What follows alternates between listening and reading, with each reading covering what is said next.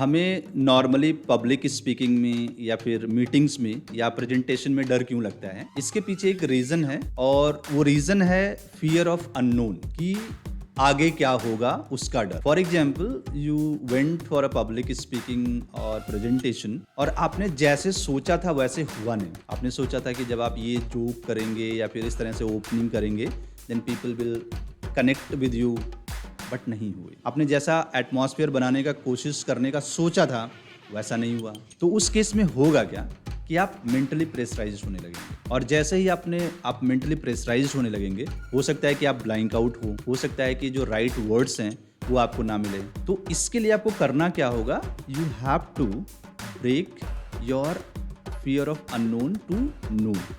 नून करने का मतलब ये है कि जैसे मान लीजिए कि मैं हूँ और मैं इवेंचुअली जाता रहता हूँ बोलने के लिए या फिर बोलता रहता हूँ या फिर प्रेजेंटेशन देते रहता हूँ 150 लोगों के सामने। तो this is normal for me. मुझे पता है कि अगर ऐसे हो गया है तो मुझे ऐसे करना है या फिर कई बार ऐसे हो जाता है तो मुझे ज़्यादा प्रेशर नहीं लेना है। मुझे कम बैक कैसे करना है, ऑडियंस के साथ इंगेज कैसे करना है, तो ये करने से आता है। और आप इसको कैसे कर सकते हैं कि आप हो सकता है कोई कोर्स परचेज कर सकते हैं, कोई कम्युनिकेशन की क्लास ले सकते हैं, कोई पब्लिक स्पीकिंग की क्लास ले सकते हैं और आप हमारे साथ भी कनेक्ट कर सकते हैं। We also train people, we also help people to build their confidence in have their communication skill.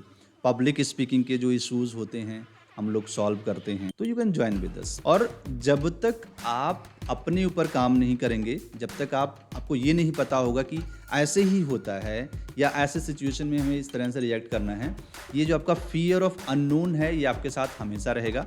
और जब तक फियर ऑफ अननोन रहेगा तब तक आपके अंदर डर रहेगा, हेजिटेशन रहेगा, नर्वसनेस रहेगा, आप हमेशा अनकंफर्टेबल होंगे। कंफर्टेबल तभी आप होंगे जब आप उस सिचुएशन में बार बार जाते रहेंगे और कॉन्फिडेंस भी तभी हमारे अंदर डेवलप होता है।